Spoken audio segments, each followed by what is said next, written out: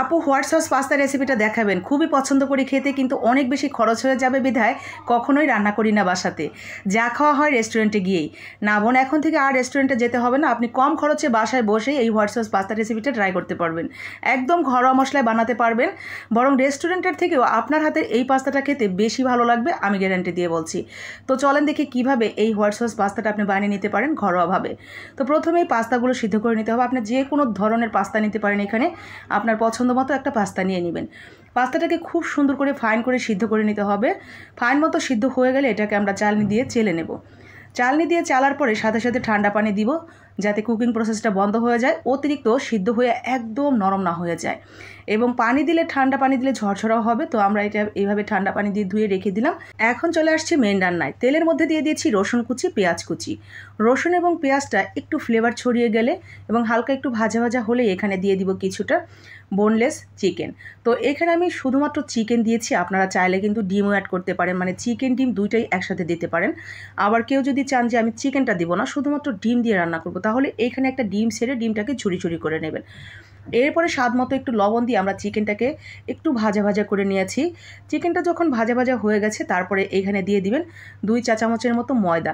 তো আমি যতটুকু পরিমাণ পাস্তা রান্না করছি, এখানে আমার তো বড় মানুষ, তো আমার হাতে 2 মুঠো পাস্তা আমি নিয়েছি কাঁচা অবস্থায়। তো সেই অনুসারে আমি এখানে 2 চা চামচ ময়দা দিয়েছি। ময়দাটাকে খুব ভালো করে আমরা ভাজা ভাজা করে নেব তেলের উপরে। এরপরে আমি 1 কাপ পানি দিয়েছি, নর্মাল চায়ের কাপের। পানিটা দিয়ে চিকেনটাকে ভালো করে সিদ্ধ করে নিয়ে যখন অনেক বেশি থকথকে হয়ে যাবে, তখন আবার এখানে আমি 1/2 কাপের থেকে একটু বেশি গুঁড়া দুধ দিয়েছি। আপনি চাইলে গরুর দুধটাও একটু ঘন করে জাল করে দিয়ে দিতে পারেন। তো আমি 3 চা চামচ গুঁড়া দুধ এখানে 1/2 কাপ পানির মধ্যে নিয়ে গুলিয়ে দিয়ে দিয়েছি। গুঁড়া দুধটা দেওয়ার পরে আমরা সেই পাস্তাটা দিয়ে দিলাম। আর এখন দিয়ে দিয়েছি পাস্তার মশলা, 1 চা চামচের থেকে একটু বেশি হবে, স্বাদ মতো লবণ আর সামান্য একটু সয়া সস। এরপরে দিয়ে দিব একটু টমেটোর সস।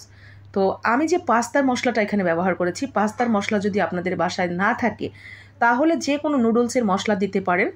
আর এছাড়াও যে স্বাদে ম্যাজিক নামে একটা প্যাকেট পাওয়া যায় 5 টাকা করে, তো সেটাও দিতে পারেন। তো এরপরে একটু টমেটোর সস দিয়ে সুন্দর করে আমরা রান্না করে নেব অল্প আছে।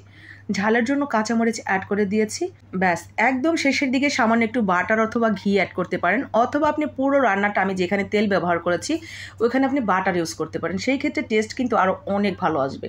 তো বাটার যেহেতু প্রত্যেকের বাসায় থাকে না, আবার সেটা একটু খরচও বেশি, তো আমি একদম অল্প খরচে সবার বাসায় আছে এমন উপকরণ দিয়ে যেভাবে মজাদার একটা হোয়াইট সস পাস্তা বানাতে পারেন তার একটা রেসিপি আপনাদের সাথে শেয়ার করলাম। আশা করি আপনাদের কাছে ভালো লাগবে, আর খাওয়ার পর একেবারে মনে প্রাণে ধরে যাবে আপনার এই পাস্তা রেসিপিটা। ভালো লাগলে বানাবেন, সেই সাথে লাইক কমেন্ট শেয়ার করে দিবেন।